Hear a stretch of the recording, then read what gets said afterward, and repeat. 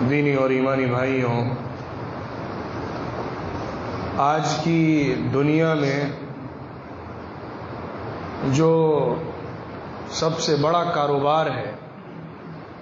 وہ جھوٹ کا ہے۔ آج کی دنیا میں سکہ رائج الوقت فریب اور دھوکے کا ہے۔ آج کی دنیا دن کو رات بنانے اور رات کو دن بنانے کے کھیل میں سب سے ماہر ہے۔ جس زمانے میں ہم جی رہے ہیں، جو کہ ماس کمیونیکیشن کا زمانہ ہے، میڈیا کا زمانہ ہے، ایک جگہ کی خبر دوسری جگہ پہنچانے کا زمانہ ہے، چیزوں سے جلدی واقفیت حاصل کرنے کے وسائل پر دسترس رکھنے کا زمانہ ہے، اس زمانے میں جو چیز سب سے غالب ہے، جو ہر ایشو میں ہر جگہ زیادہ دکھتی ہے، وہ جھوٹ ہے، فریب ہے، دھوکہ ہے۔ چیزوں کو پلٹنا ہے، حقائق کو بدلنا ہے، سچ کو جھوٹ اور جھوٹ کو سچ بنانا ہے، اور اس کے لیے ایسی چابک دستی، ایسی مہارت کے ساتھ کام کیا جاتا ہے کہ عام انسان رات کو دن کہنے لگتا ہے اور دن کو رات کہنے لگتا ہے۔ یہ جو زمانہ 2-4 سینچریز کا ہے آخری، یہ اسلام دشمنی کا ہے، اسلام سے نفرت کا ہے، یا بعد کے دور میں جو ایک اصطلاح رائج ہوئی، ایک ٹرمینالوجی چلی، جو کہ واقعہ ہے، اسلامو فوبیا کا ہے، اسلام سے ڈر کا ہے، اسلام کے بارے میں بھے پھیلانے کا ہے، اسلام کے فیئر کو، اس کے ڈر کو سارے انسانوں تک پہنچانے کا ہے۔ مسلمانوں کی تصویر پوری تاریخ میں انتہائی درندوں والی، خوفناک، علاقوں کو لوٹنے والی، عوام کا استحصال کرنے والی بنا کر پیش کیا گیا ہے۔ اس کے لیے جو سب سے بڑا شیطانی ہاتھ رہا ہے وہ میڈیا کا رہا ہے، ماس کمیونیکیشن کی ٹیکنالوجی کا رہا ہے، ایک دوسرے تک اطلاعات، نشریات پہنچانے کے وسائل کا رہا ہے۔ اس کے ذریعے سے جس بھیانک طریقے پر دنیا کے اندر سچائی کو بدل کے غلط روپ دیا گیا ہے، اس کا اندازہ نہیں کیا جا سکتا ہے، اور وہ کچھ شیطان کی عبادت کرنے والے لوگوں کے ہاتھ میں مٹھی بند ہو کر رہ گیا ہے۔ وہ جیسا چلاتے ہیں ویسا چلتا ہے، جو دکھاتے ہیں وہ دکھتا ہے، جو بتاتے ہیں وہ سنائی دیتا ہے۔ ہم ان کے غلام ہیں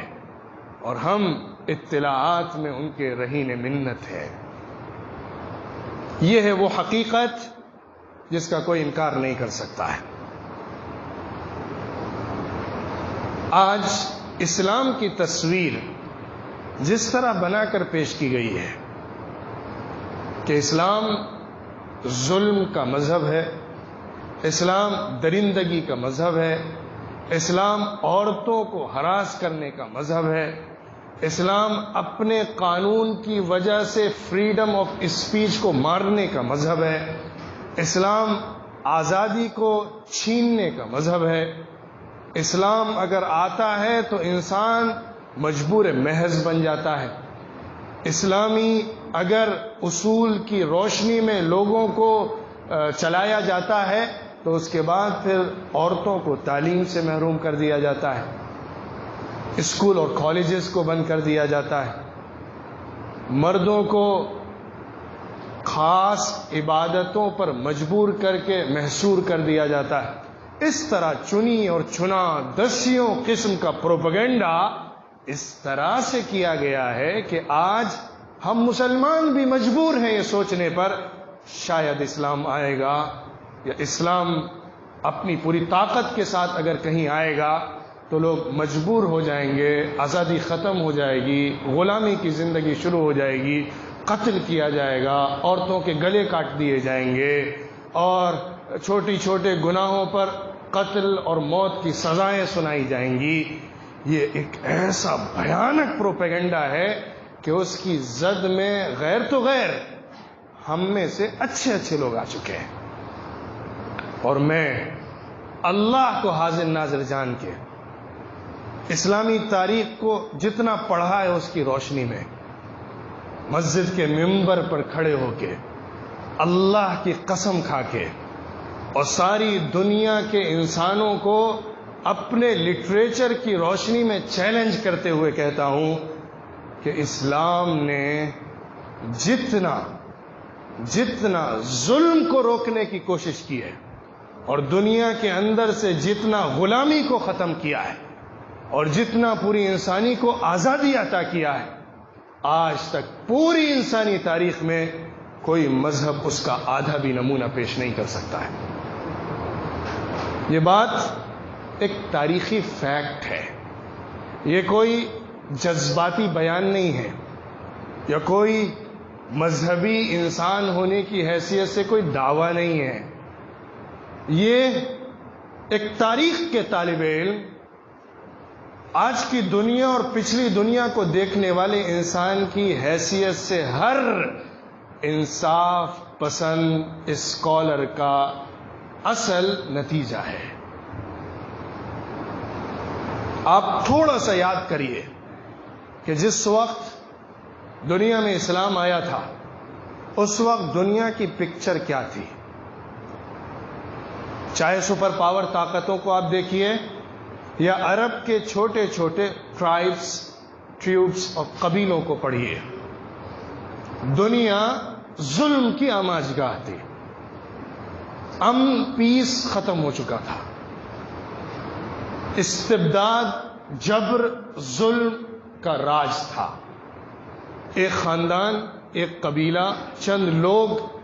پورے علاقے پر قبضہ کر کے اپنا سکہ چلاتے تھے۔ پرشین امپائر اور رومن امپائر اس 6 صدی عیسوی کے 2 سپر پاور ملک کہلاتے ہیں، جن کے ماتحت دنیا کا ایک بڑا حصہ آتا تھا، جن کی اپنی سیولائزیشن تھی، اپنا کلچر تھا، اپنی آئیڈیالوجیز تھی اور اپنی حکومت تھی۔ ایران اور عراق کے بارڈر سے لے کر تاجکستان تک، آج کے ترکی کے بارڈر تک پرشین امپائر کی حکومت چلتی تھی۔ دوسری طرف جزیرۃ العرب کے بارڈر، شام جو آج کا سیریا کہلاتا ہے، دمشق کہلاتا ہے، ان علاقوں کے بارڈر سے لے کر اناضول تک، قسطنطینیہ جس کو کہا گیا یا بعد میں استنبول کہا گیا، وہاں تک، اندلس کے بارڈر تک، پورے ایسٹرن یورپ کے علاقوں تک جو حکومت تھی وہ رومن امپائر کہلاتی تھی۔ ان 2 بلاک کے بیچ میں جزیرۃ العرب تھا۔ عرب کے بارڈرز کے علاقے بھی کولونائزڈ کیے گئے تھے انہی 2 سپر پاور طاقتوں کے ذریعے سے۔ یمن پرشین امپائر کے ہاتھوں میں کالونی بنا ہوا تھا، شام کا بڑا حصہ، بلکہ تقریباً پورا حصہ جو کہ آج کا فلسطین بھی ہے اور آج کا اردن بھی ہے، بحرین بھی ہے، وہ سارے علاقے رومن امپائر کی کالونی بنے ہوئے تھے۔ مصر، حبشہ، یہ بھی رومن امپائر کے ظلم و استبداد کے ماتحت اپنی سانسیں توڑ رہا تھا۔ ان پورے خطوں میں آپ گہرائی کے ساتھ مطالعہ کریے، آخری درجے کا ظلم، آخری درجے کا استحصال، ایکسپلائٹیشن، عوام کو چوس لینے کی حکومتیں، لوگوں کو غلام بنا کر رکھنے کا مزاج، مذہب کے نام پہ حاکموں کو، سرداروں کو خدا بنا دینے کا تصور، اور اس کے بعد ہمارے ملک جس میں ہم رہتے ہیں، اس کی بھی تو بہت لمبی تاریخ ہے، اس کی بھی ہزاروں سال پرانی تاریخ۔ 6 صدی عیسوی میں ہندوستان کا جو نقشہ تھا بہت بہت تاریک تھا، بڑا ظالمانہ رنگ غالب تھا، انتشار، تفرقہ بازی، لڑائیاں، دشمنیاں، آپس میں گروپس اور کاسٹ کے بیس پر تقسیم کا نظام، جس کی وجہ سے پورا ملک غلامی کی زنجیروں میں جکڑا ہوا تھا۔ ان سارے علاقوں میں آپ سماجی حیثیت سے دیکھیے، سوشل پوائنٹ آف ویو سے آپ اسٹڈی کریے، سیاسی نوعیت سے آپ مطالعہ کریے، پولیٹیکل پوائنٹ آف ویو سے آپ دیکھیے،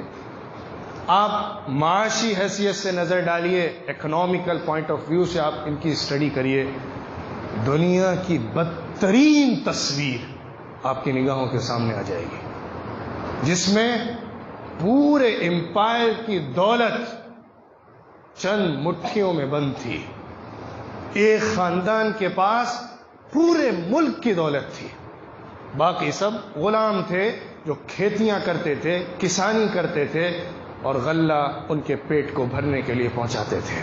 ان کو اتنا ملتا تھا جس سے ان کی پیٹھ سیدھی کھڑی ہو سکے اور دوبارہ کام پہ لوٹ سکے۔ یہ نقشہ تھا،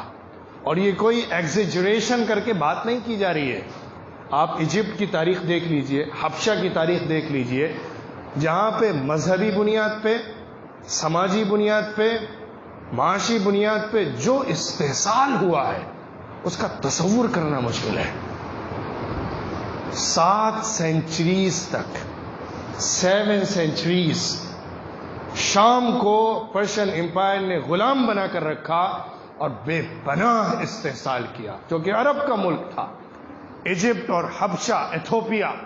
اس کے ساتھ بھی صدیوں ظلم کا جو رویہ اختیار کیا کہ نسلوں کی نسلیں غلامی میں جیتی رہیں، اپنی زمین پر غلام بن کے رہیں۔ عرب کا نقشہ تھوڑا سوچئے، علاقے تھے، قبیلے تھے، ٹرائبس تھے، کسی قدر آزادی کا تصور تھا، ایک قبیلہ دوسرے قبیلے سے اپنے کو بڑا اور آزاد سمجھتا تھا، لیکن زمینی حیثیت سے جن کی چودراہٹ تھی، جن کو کمان حاصل تھی، وہ ظلم کرتے تھے، دوسرے قبیلوں پہ ظلم، اپنے بھائیوں پہ ظلم، علاقے والوں پہ ظلم، ان کو قتل کرنا، ان کو قتل کرنا، چھوٹی چھوٹی بات پر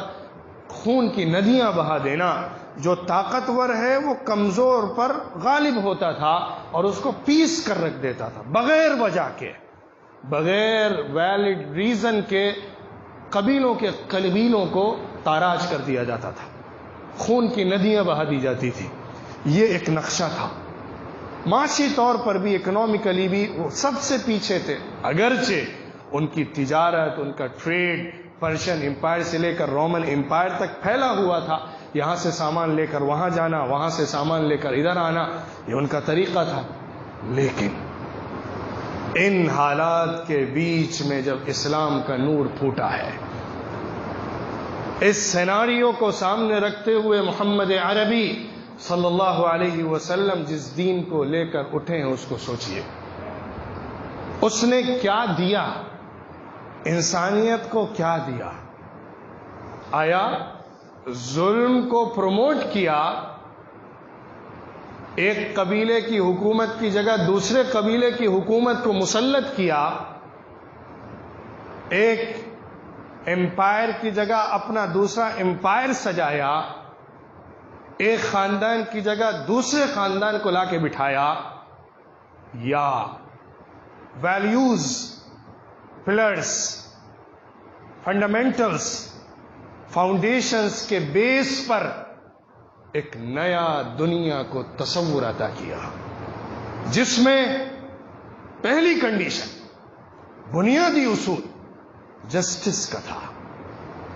پیس کا تھا، رائٹس کا تھا، فریڈم کا تھا، پروٹیکشن کا تھا۔ یہ وہ بنیادیں ہیں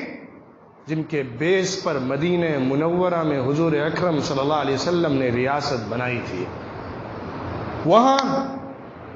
مائنورٹی بھی تھی، میجورٹی بھی تھی، وہاں دوسرے ریلیجن والے بھی تھے، دوسری آئیڈیالوجی والے بھی تھے، ان کے ساتھ پیکٹ ہوا، ایک الائنس ٹریٹری بنائی گئی۔ وہاں پر جو یہودی تھے، جیوز تھے، ان کے ساتھ بہت اہم بنیادی اصولوں پر اتفاق کیا گیا۔ ملک کا پہلا کانسٹیٹیوشن بنایا گیا جس میں ہر ایک کو مکمل ریلیجیس، سوشل، اکنامیکل فریڈم دیا گیا۔ میجورٹی کے کسی بھی انسان کو مائنورٹی کے کسی بھی انسان پر ذرہ برابر زیادتی اور ظلم کرنے کو حرام قرار دیا گیا، برابر کی سزا طے کی گئی، ان کو مکمل پروٹیکشن دیا گیا۔ حضور اکرم صلی اللہ علیہ وسلم نے جو نمونہ پیش کیا، قریش اور مکے والوں سے جنگوں کی جو صورتحال پیدا ہوئی، تقریباً حضور اکرم صلی اللہ علیہ وسلم نے 27 جنگیں لڑی ہیں مدینہ منورہ میں،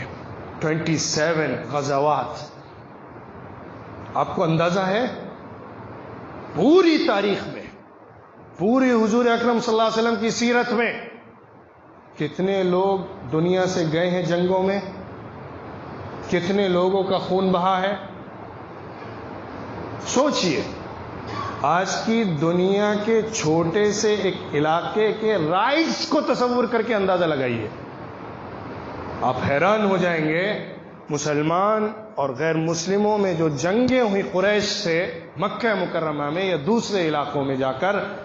پورے زمانے میں 27 لڑائیوں اور جنگوں میں صرف 1000 سے کچھ اوپر لوگوں کی جانیں گئی ہیں، 1000 سے کچھ اوپر دونوں طرف کے۔ اور اس کے ذریعے سے کیا انقلاب آیا؟ کیا 1000 لوگوں کے خون بہنے کے بعد اتنا بڑا علاقہ ایک آدمی کی مٹھی میں آ جاتا ہے؟ کیا یہ پاسبل ہے صرف ڈنڈے کے بیس پر، ہتھیار کے بیس پر، تلوار کے بیس پر، زور زبردستی کے بیس پر، پریشر کے بیس پر؟ یہ ممکن ہی نہیں ہے جب تک کہ آئیڈیالوجی کو ریپلیسمنٹ کر کے نئی آئیڈیالوجی کے ذریعے سے دماغوں کو فتح نہ کر لیا جائے، دلوں کو جیت نہ لیا جائے۔ وہی عمل ہوا، اور خدا کی قسم اسی بیس پر پوری دنیا میں اسلام پھیلا ہے۔ دنیا کی تاریخ کا اس سے بڑا جھوٹ کچھ بھی نہیں ہو سکتا کہ اسلام کے پھیلنے کی وجہ تلوار اور جنگ ہے۔ ہم تو دیکھتے ہیں نا، سپر پاور آ کے 20-20 سال علاقوں میں اپنی پوری ٹیکنالوجی لگا دیتے ہیں، لیکن ناک رگڑ کے باہر جاتے ہیں۔ کیوں؟ کیونکہ وہ آئیڈیالوجی لے کر نہیں آتے، ایکسپلائٹیشن کے لیے آتے ہیں۔ تاریخ ہمارے سامنے حقیقتیں کھلی ہوئی ہیں، لیکن اسلام جب جاتا ہے تو دلوں کو جیتتا ہے، دماغوں کو کیچ کرتا ہے، اپنی آئیڈیالوجی اور اپنی صفائی کو پیش کرتا ہے، پھر وہیں کے لوگ اس اسلام کے غلام بن کے کھڑے ہو جاتے ہیں۔ آپ ایک دو ملک نہیں، پورے پرشین امپائر کے جو علاقے رہے اور رومن امپائر کے بیشتر علاقے جو فتح ہوئے، حضرت عمر رضی اللہ عنہ کے دور میں، پھر حضرت عثمان کے دور میں، حضرت علی کے دور میں، اس کے بعد بنو امیہ کے دور میں، بنو عباس کے دور میں، جو علاقے فتح ہوتے گئے، ان سارے علاقوں کے اندر کوئی الگ سے کولونائزیشن کا عمل نہیں کیا گیا۔ تاریخ نہیں دکھا سکتی ہے کہ ان علاقوں میں جہاں پہ لینگویج تک چینج ہو گئی ہے، کولونائزیشن کا کانسیپٹ نہیں رہا۔ وہاں کے لوگوں نے آئیڈیالوجی کو ایکسیپٹ کیا اور اس کے حامی بن کے آج تک کھڑے ہوئے ہیں اور اپنی جانیں دے دیتے ہیں لیکن اسلام سے نہیں ہٹتے ہیں۔ دوسری طرف بڑے بڑے سپر پاور آتے ہیں، تاریخ کے اندر بڑی بڑی طاقتیں آئی ہیں جنہوں نے علاقوں کو فتح کیا، اپنے حکام کو مسلط کیا، اپنے لوگوں کو وہاں پر بٹھا دیا، قوم کا عوام کا ایکسپلائٹیشن کیا،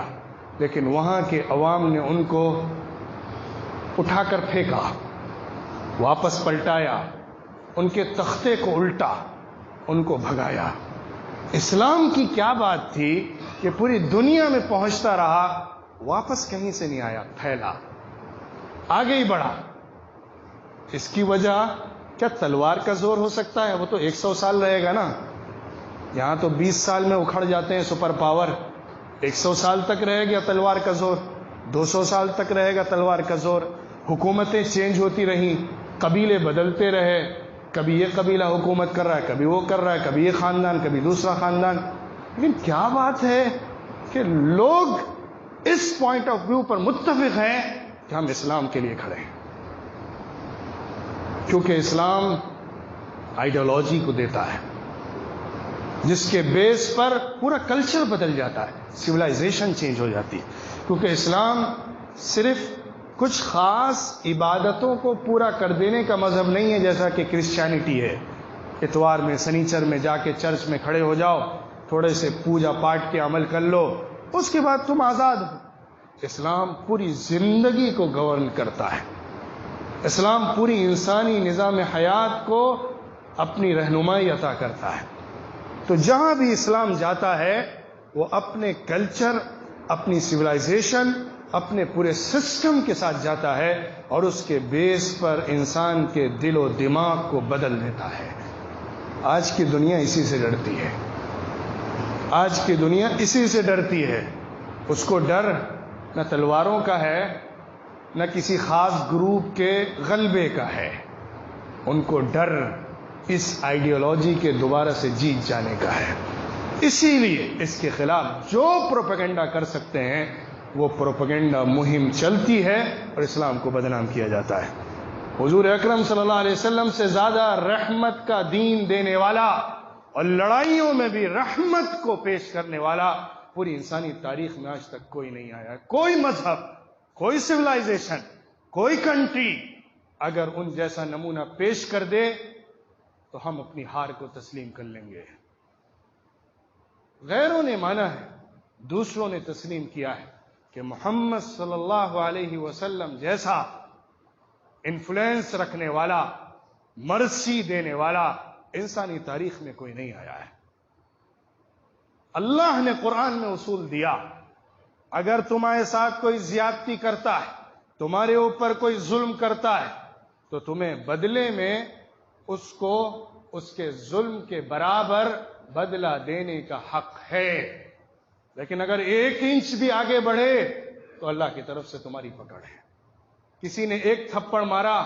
تم نے پلٹ کے 2 تھپڑ مارے تو اب تم ظالم بن گئے، مظلوم نہیں رہے۔ یہ کرائیٹیریا بنایا گیا، یہ اصول دیا گیا، وَإِنْ عَاقَبْتُمْ فَعَاقِبُوا بِمِثْلِ مَا عُوقِبْتُمْ بِهِ، اگر تم بدلہ لے رہے ہو تو جتنا تمہارے ساتھ ظلم اور زیادتی ہوئی ہے اتنا ہی لینا، آگے نہیں بڑھنا۔ لیکن اس کے ساتھ ایک اور چیز ویلیو کی دی گئی، وَلَئِن صَبَرْتُمْ لَهُوَ خَيْرٌ لِّلصَّابِرِينَ، اگر تم صبر کر لو گے تو صبر کرنے والوں کے لیے بہت بہترین اللہ کی طرف سے اجر، بدلہ اور خیر ہے۔ اللہ نے اجازت دی ایز اے کانسٹیٹیوشن، قانونی طور پر، کہ جس کے ساتھ جتنی زیادتی ہو اس کا بدلہ وہ لے۔ اگر یہ اجازت نہ دی جاتی تو پوری دنیا میں ظلم کا جواب نہیں دیا جا سکتا تھا۔ یہ تو لاجیکل پوائنٹ آف ویو سے بھی ضروری ہے، لیکن انسپریشن یہ دیا گیا، انکریج اس پوائنٹ پر کیا گیا کہ تم بدلہ لینے کی پوزیشن میں ہونے کے بعد بھی معاف کر دو۔ حضور اکرم صلی اللہ علیہ وسلم نے اس کا نمونہ بھی پیش کیا، انڈیویجول لیول پر بھی اور اسٹیٹ لیول پر بھی۔ اس کی سب سے بہترین مثال اور پوری انسانی تاریخ میں اس جیسی مثال ملنا مشکل ہے، فتح مکہ کی ہے۔ جن لوگوں نے حضور اکرم صلی اللہ علیہ وسلم کو مکہ مکرمہ میں آخری درجے تک ستایا، زد و کوب کیا، آپ صلی اللہ علیہ وسلم کے اوپر بدترین قسم کے ایلیگیشنز، الزامات لگائے، تہمتیں لگائیں، بدنام کیا، ان کے کیریکٹر ایسیسنیشن کا سارا پروپیگنڈا کیا، جادوگر کہا، مجنون کہا، پاگل کہا، اور اس کے علاوہ جو جو وہ کہہ سکتے تھے وہ سب اپنے طریقے پر کہتے رہے، جسمانی سزا دیتے رہے، آپ کے اوپر اوجڑی لا کر ڈالتے رہے، اور ایک زبردست پروپیگنڈا مہم کے ذریعے سے حضور اکرم صلی اللہ علیہ وسلم کو مکہ مکرمہ کی زمین میں اپنی ہی بستی پر، اپنے ہی گھر میں ایک بہترین ملزم کے طور پر بنا کر پیش کر دیا۔ اور آپ کے ساتھ کے جو لوگ تھے، آپ کے ساتھی جو تھے، ان کو کیسی کیسی سزائیں نہیں دی گئیں کہ جگر پھٹ جائے، دل برداشت نہ کر سکے۔ حضور اکرم صلی اللہ علیہ وسلم سب دیکھتے رہے۔ مدینہ منورہ جان بچا کے گئے، وہاں بھی ظالموں نے چین سے بیٹھنے نہیں دیا، برابر حملے کرتے رہے، مدینہ منورہ میں آ کے مارنے کی کوشش کرتے رہے۔ جو ان کے لخت جگر تھے، جو ان کے علاقے کا امین، وفادار، صادق، سچا، پکا، نیک، رازباز، کبھی کسی کے ساتھ کوئی ظلم نہ کرنے والا انسان تھا، اس کے ساتھ کیسے کیسے ظلم کرتے رہے، یہاں تک کہ جب 8 ہجری میں مکہ مکرمہ کے فتح کا وقت آیا، حضور اکرم صلی اللہ علیہ وسلم مکہ مکرمہ اپنے لشکر کے ساتھ تشریف لائے، پورا مکہ سامنے تھا، اور آپ کے ایک اشارے کے نیچے اپنی گردنیں لٹکائے ہوئے تھا۔ اگر ایک اشارہ ہو جاتا تو سب کی گردنیں اتار دی جاتی ہیں۔ کعبے کے سامنے کھڑے ہو کر حضور اکرم صلی اللہ علیہ وسلم سارے علاقے والوں کو، سارے مکے والوں کو، پورے قریش کو جمع کر کے جو خطاب فرماتے ہیں، وہ انسانی تاریخ میں رحمت کے اظہار کا اس سے عظیم خطاب شاید ہی کہیں ملے گا۔ حضور اکرم صلی اللہ علیہ وسلم سب کو سامنے رکھ کر کہتے ہیں، اذهبوا فأنتم الطلقاء لا تثریب علیکم اليوم، آج عام معافی کا اعلان ہے، جاؤ سب آزاد ہو۔ کون کس کا اتنا بڑا جگر ہوتا ہے کہ جنہوں نے سالوں سال ان کو ستایا ہی نہیں، ہر طرح سے ان کو نقصان پہنچانے کی کوشش کی اور ہر حربہ استعمال کیا، جسمانی طور پہ تکلیف دی، معاشی طور پہ ان کی ناکہ بندی کر دی، ان کو کھانے پینے سے روک کر بھوکا مارنے کی پلاننگ کی، ان کا کردار پوری دنیا کے سامنے بدنام کر کے پیش کیا، ان کی شخصیت کو آخری درجے مجروح کیا، اور پھر ان کو چین سے دوسری جگہ بھی جا کر بیٹھنے نہ دیا، برابر ستاتے رہے، برابر مارتے رہے، برابر حملے کرتے رہے۔ ان کے سامنے کھڑے ہو کر یہ کہنا کہ جاؤ سب کو آزاد کیا، چھوڑ دیا، معاف کیا، یہ کوئی عام انسان کی بات نہیں ہوتی۔ یہ ہے اسلام کا نمونہ، یہ ہے اسلام کا صحیح تصور۔ حضور صلی اللہ علیہ وسلم نے فرمایا، جب جنگ کرنے جاؤ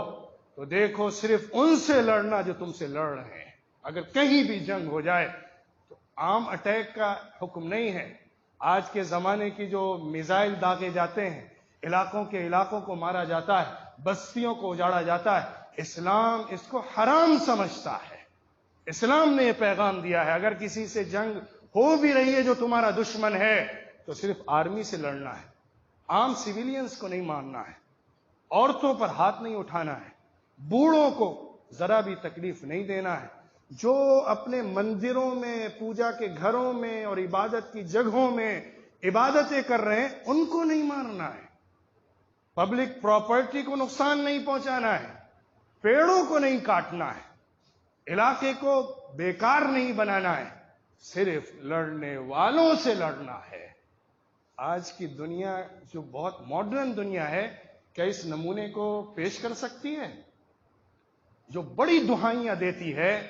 انٹرنیشنل لا کی اور سب کے پیس کی، امن کی، استحکام کی، لیکن آج کی دنیا اس بارے میں فیل ترین ہے، فیلئر ان کا سامنے ہے۔ اسلام اپنی پوری خوبصورتی کے ساتھ، اپنی پوری رحمت کے ساتھ، اپنی پوری طاقت کے ساتھ دنیا میں پھیلا ہے، آج بھی پھیل رہا ہے، کل بھی پھیلے گا۔ دشمن جتنی تاریکیاں لے کر آئیں، اسلام کا نور اپنی روشنی سے ان تاریکیوں کو پھاڑ دیتا ہے۔ اللہ تعالی ہمیں اسلام کے نظام کو سمجھنے والا اور اسلام کو صحیح طور پر فالو کر کے دنیا کے سامنے پیش کرنے والا، رحمت کا نمونہ پیش کر کے اسلام کو اور حضور اکرم صلی اللہ علیہ وسلم کو صحیح طور پہ رکھنے والا بنائے۔ وآخر دعوانا ان الحمد للہ رب العالمین۔